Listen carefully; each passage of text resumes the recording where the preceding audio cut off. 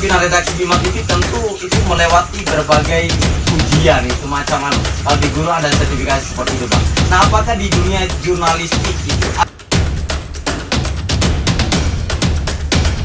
like, subscribe, comment, and share agar channel ini terus berkembang dan menyajikan kisah-kisah dan lainnya yang berada di daerah pedalaman Bima dan Kota Bima. Assalamualaikum warahmatullahi wabarakatuh. Sahabat channel inspiratif, kembali lagi jumpa dengan saya Salahuddin selaku pendiri Lembaga Rumah Baca Salahuddin Al-Ayyubi Kabupaten Bima. Sahabat channel inspiratif, kali ini kita akan mengulik sosok inspiratif yang dimiliki oleh daerah Kota Bima, Nusa Tenggara Barat. Sosok inspiratif satu ini adalah memiliki profesi jurnalistik, beda dari yang sebelum-sebelumnya yang kita sajikan. Nah, siapakah sosok inspiratif ini? Ayo, tonton terus video ini, jangan sampai ketinggalan. Inspiratif, karena kita ini sudah langsung terhubung dengan sosok inspiratifnya, yaitu adalah Bang Sofyan Asy'ari. Nah, Bang Sofyan Asy'ari ini merupakan seorang jurnalis yang sangat komitmen dan konsisten dalam melaksanakan tugas. Nah, seperti apa kisah perjalanan karir beliau? Kita langsung bincang-bincang ringan dengan Bang Sofyan Asy'ari. Bagaimana kabarnya, Bang? Alhamdulillah baik. Alhamdulillah. Ini makin sehat ini Bang? Alhamdulillah. Masya Allah. Ini sahabat channel inspiratif. Hari ini saya kembali lagi jumpa dengan beliau, ya. Bisa berjumpa dalam dialog di channel YouTube kami di RB Rumah Baca Salahuddin Al-Ayyubi. Ini malam-malam ini luar biasa nih Bang Sofyan. Terhubung dengan Bang Sofyan ini. Ini Bang Sofyan. Kebetulan beberapa bulan ini saya memiliki channel YouTube ini, makanya sejak kemarin sore saya coba hubungi Bang Sofyan untuk ditayangkan di channel YouTube. Karena saya lihat ini Bang Sofyan, kisah perjalanan karir Bang Sofyan di dalam dunia jurnalis ini cukup menggelitkan bagi saya untuk mengupas gitu. Sehingga ini poin penting yang kita kupas ini agar generasi muda lainnya bisa termotivasi seperti itu Bang Sofyan. Oke, ini ada beberapa hal yang paling menarik yang saya ikuti rekam jejaknya Bang Sofyan ya. Pertama, sebagai seorang jurnalis itu Bang, yang sangat konsisten dalam bertugas. Yang kedua yang cukup menarik lagi, Abang sebagai jurnalistik itu Abang fokusnya betul-betul juga di bidang pendidikan, sampai Abang mendapatkan penghargaan di provinsi seperti itu. Nah ini saya ada rasa penasaran, seperti apa ini bisa perjalanan seperti apa gitu Bang? Ya, saya mencintai profesi ini sejak saya masih mahasiswa ya. Sekitar tahun 99 saya mulai tertarik dengan pers mahasiswa. Ya. Jadi saya mengikuti berbagai kegiatan pelatihan di kampus yang akhirnya ya tergabung di pers mahasiswa di kampus saya di UIN Alauddin Makassar. Nah, ketika kemudian selesai, ya akhirnya pilihan saya terjun sebagai jurnalis di media umum. Nah, kebetulan 2006 itu di Bima Express buka lowongan, ya saya mendaftar, alhamdulillah diterima dan saya cukup serius untuk menekuni profesi ini. Sebagai seorang jurnalis itu ya Bang? Betul. Oke Bang, ini Abang ternyata seorang jurnalis ini memang sejak tahun 2006 ya? 6. Ini Bang, apa sih yang menjadi poin pentingnya menjadi seorang jurnalis yang seperti Abang katakan tadi profesional? Kan tentu orang yang lolos dalam dunia jurnalis ini kan ada seleksinya seperti apa gitu. Iya, menjadi jurnalis itu buat saya sesuatu yang menarik ya, sesuatu yang juga menantang, karena jurnalis itu kan dituntut pertama adalah dia harus memiliki integritas gitu kan. Nah, integritas ini penting bagi seorang jurnalis. Ketika orang tidak memiliki integritas, maka bisa dipastikan dia tidak akan menekuni profesi itu dengan baik gitu kan. Nah, sehingga buat saya pilihan menjadi jurnalis itu yang pertama itu harus memiliki integritas, memahami tentang apa sih profesi jurnalis itu gitu kan.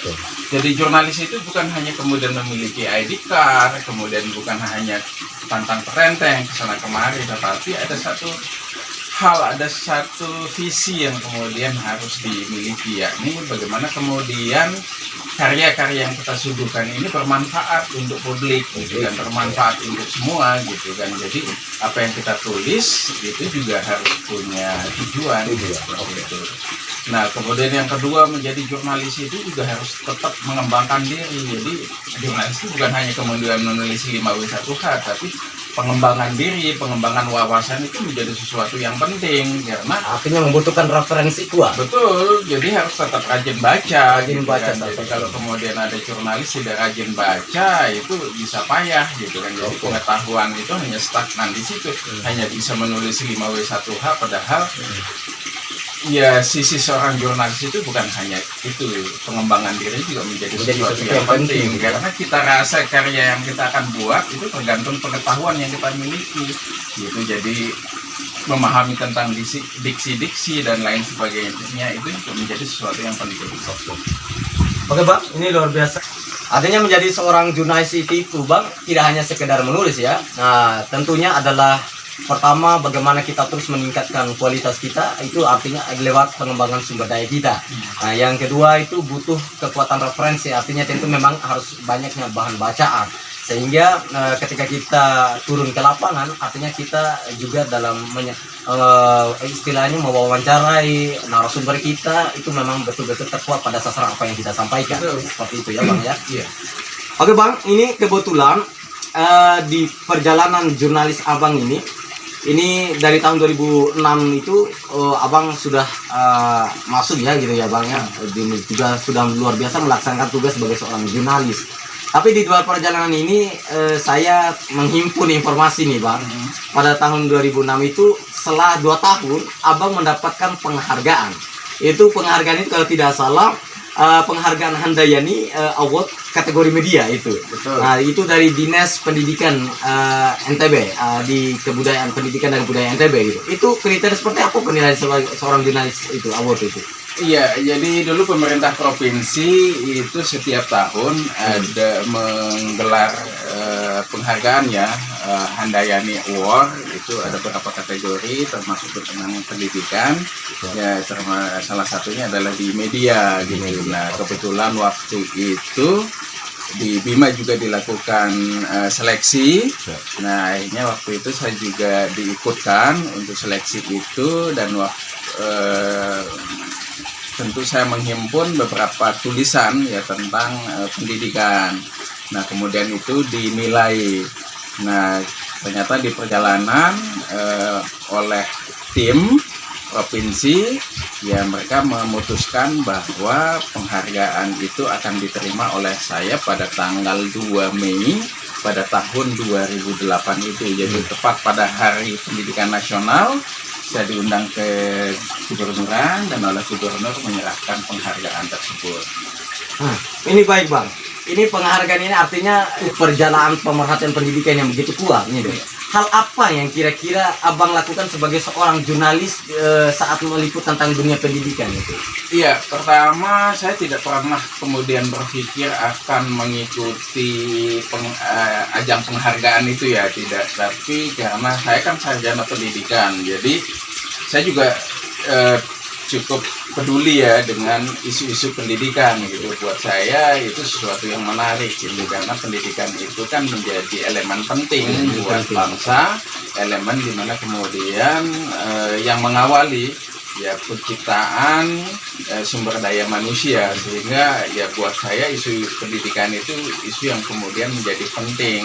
Nah rupanya apa yang saya lakukan itu juga dinilai oleh tim, dan mereka menganggap bahwa saya cukup banyak menulis isu pendidikan dari rentang 2006 ke 2008 itu. Artinya konsisten ya Bang ya, fokus. Ya, jadi pas. Saya dari mahasiswa pun itu juga sering mendiskusikan tentang isu pendidikan ya, tentang mutu pendidikan, kualitas pendidikan. Jadi buat saya ketika menjadi jurnalis itu juga menjadi kesempatan buat saya untuk menyuarakan gitu kan, bahwa seperti ini loh potret sekolah kita gitu, seperti ini loh potret pendidikan kita di Bima ini gitu kan, baik di kota maupun di Kabupaten Bima. Ya harapan saya dengan apa yang saya tulis tentang isu pendidikan itu juga punya implikasi. Kalau misalkan tentang sisi negatif atau sisi kurang dari pendidikan kita, ya harapannya pemerintah punya atensi untuk itu. Tetapi kalau misalkan ada sekolah yang punya satu inovasi luar biasa, yaitu harapannya itu juga bisa diduplikasi oleh sekolah-sekolah yang lain. Jadi motivasi saya itu. Oke, siap Bang. Ini ada sisi menarik lagi dalam diri Abang ini. Ini pencapaian bagi saya ini adalah pencapaian yang sangat luar biasa bagi seorang wartawan, kemudian langsung naik pada posisi yang begitu rankingnya tinggi gitu. Nah, Abang ini pada tahun 2006, kemudian pada tahun 2020 pernah menjadi 2010 menjadi redaktur dan meraih penghargaan di 2008 itu. Sekarang Abang ini saya dapat informasi Abang dari wartawan koran, kemudian sekarang menjadi seorang pimpinan redaksi Bima TV. Itu gimana ceritanya itu, Bang? Iya, jadi saya juga dulu ya tidak terpikir untuk kemudian diminta untuk menjadi penanggung jawab di Bima TV. Jadi sekitar tahun 2010, Ya. nah pimpinan Bimax Group itu mempercayakan kepada saya untuk menjadi penanggung jawab di Bima TV. Nah, itu buat saya sesuatu yang baru, sesuatu yang menantang, karena antara wartawan di media cetak kemudian TV itu sangat berbeda gitu kan. Jadi, Perbedaannya itu seperti apa, Bang? iya, di TV itu jauh lebih berat buat saya tantangannya, karena TV itu kan kita bicara tentang konten ya, konten. Jadi misalkan TV itu siaran berapa jam, maka kita harus memikirkan sekian jam konten itu buat saya sesuatu yang menantang ya. Tapi ya saya mencoba untuk kemudian belajar, meskipun saya dari nol, tetapi setidaknya ada basic sebagai jurnalis. Tapi ya hanya perbedaan, satunya media cetak, satunya media audiovisual gitu kan. Jadi ya diberikan tanggung jawab itu ya buat saya ambil, dan buat saya itu menjadi sebuah tantangan, dan ya alhamdulillah bisa menjalani itu dengan baik. Terakhir, nah ini cukup luar biasa lah Bang, tingkatan prestasinya itu kan dari seorang jurnalis lapangan, kemudian meraih penghargaan di tahun 2008 menjadi seorang media terbaik, jurnalis terbaik di bidang pendidikan, kemudian di tahun 2010 Abang kembali lagi diangkat sebagai pimpinan redaksi Bima TV gitu Bang. Nah, di dalam menjadi seorang pimpinan redaksi Bima TV tentu itu melewati berbagai ujian itu macam kalau di guru ada sertifikasi seperti itu Bang. Nah, apakah di dunia jurnalistik itu ada nggak kayak semacam ujian dikatakan sebagai seorang profesional di jurnalistik gitu? Iya, jurnalis itu kan profesi profesional gitu kan. Jadi orang itu harus memiliki profesionalisme. Oke. Nah, seperti guru itu kan ada sertifikasinya, ada ujian untuk mendapatkan sertifikasi itu. Nah, di jurnalis juga begitu. Jadi di jurnalis itu sesuai ketentuan Dewan Pers itu juga ada kewajiban bagi jurnalis itu untuk mendapatkan atau mengikuti uji kompetensi. Itu ada 3 tingkatan, itu muda, madya, kemudian utama. Nah, kebetulan saya sudah mengikuti uji kompetensi jurnalis itu tingkat madya. Tingkat madya itu pun saya ikuti karena itu batasnya 11 tahun ke bawah. Itu levelnya ke madya. Jadi kalau misalkan dia sudah 11 tahun ke atas, itu baru bisa mengikuti yang utama. Nah, kebetulan kemarin saya hanya kurang beberapa bulan untuk mengikuti uji kompetensi utama, sehingga ya saya hanya bisa mengikuti uji kompetensi madya. Nah, mengikuti uji kompetensi sebagai jurnalis itu untuk mengukur apakah kita ini betul-betul punya kompetensi atau tidak, gitu kan. Tidak hanya yang diuji itu bukan hanya kemampuan menulis 5W1H, tidak, bukan banyak aspek, termasuk juga bagaimana kemudian kita mengelola isu, kemudian juga membuat sebuah perencanaan liputan. Jadi tidak hanya kemudian menunggu ada peristiwa datang, menunggu ada kebakaran, menunggu ada peristiwa kecelakaan, itu kan peristiwa-peristiwa insidental, tapi bagaimana kemudian kita mengemas sebuah isu menjadi sebuah perencanaan liputan sehingga itu menjadi sebuah karya jurnalistik yang menarik. Oke. Ini yang terakhir, jika dilihat dari kisah perjalanan Abang sebagai seorang jurnalis ini, saya bisa katakan bahwa Abang ini adalah memang mungkin masih muda, tapi prestasi tingkatan jurnalis sudah luar biasa ini Bang. Ini sudah menjadi redaksi Bima TV, dan kalau dibilang dari kompetensinya melalui ujian-ujian itu abang sudah melewati gitu. Artinya ini seni lah bagi saya itu. Nah, ini apa? Bagaimana harapan abang dengan adanya banyaknya media yang tumbuh berkembang di daerah kita ini? Tentu seperti apa harapan abang? Karena saya melihat di perkembangan bukan hanya di daerah kita itu, banyak media yang hanya sekadar untuk memegang ID card dan sebagainya tanpa memperhatikan tugas-tugasnya sebagai seorang jurnalis di dalam, seperti poin tadi adalah pengembangan diri. Nah, seperti apa gitu? Iya, menjadi jurnalis itu yang pertama adalah memegang teguh kode etik jurnalistik gitu. Jadi itu yang utama. Oke, siap. Karena itu menjadi rambu buat kita bekerja. Itu nggak boleh memeras. Oke, Ya, kalau memeras itu bukan jurnalis. Karena memeras itu tindakan yang dilakukan oleh pelaku kejahatan.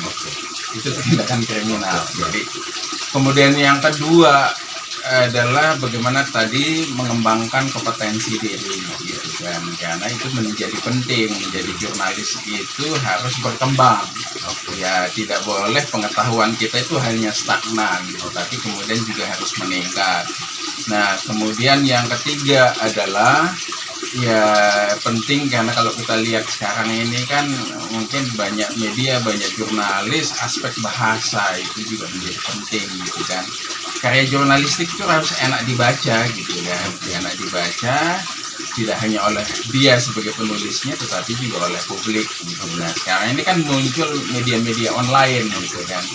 begitu gampang ya, mudah. Ya, sekarang tuh mudah mendirikan media, ya tidak, ya cukup gampang lah mendirikan media sekarang, tetapi yang sulit itu adalah bagaimana membuat sebuah karya yang baik, bagaimana membuat sebuah karya yang bermutu juga yang bermanfaat buat orang lain. Jadi bagi yang baru menjadi jurnalis, ya teruslah belajar, jangan berhenti. Pengembangan diri itu menjadi sesuatu yang sangat penting gitu ya, Mbak ya. Oke Bang, ini mungkin cukup sampai di sini bicara. Kita bincang dialog seputar tentang biografi Abang ini. Oke, sahabat channel inspiratif, satu hal yang paling penting yang kita harus ketahui bersama, bahwa menjadi seorang jurnalistik itu tidak hanya sekedar kemampuan kita mengasah dan menulis, tetapi juga memahami kode etik dan proses pengembangan diri lainnya gitu. Seperti itu ya Bang Sofia ya. Siap. Oke, sahabat channel inspiratif, cukup sampai di sini perbincangan kita. Semoga tayangan inspiratif ini dapat memberi motivasi bagi kita semua. Oke, sahabat channel inspiratif, jangan lupa ya, seperti biasa, sebelum menutup tayangan video inspiratif ini, jangan lupa like, subscribe, comment, and share, agar channel ini terus berkembang dan menyajikan kisah-kisah inspiratif pendidikan lainnya yang berada di daerah pedalaman Bima dan Kota Bima, Nusa Tenggara Barat. Sampai jumpa kembali. Wassalamualaikum warahmatullahi wabarakatuh.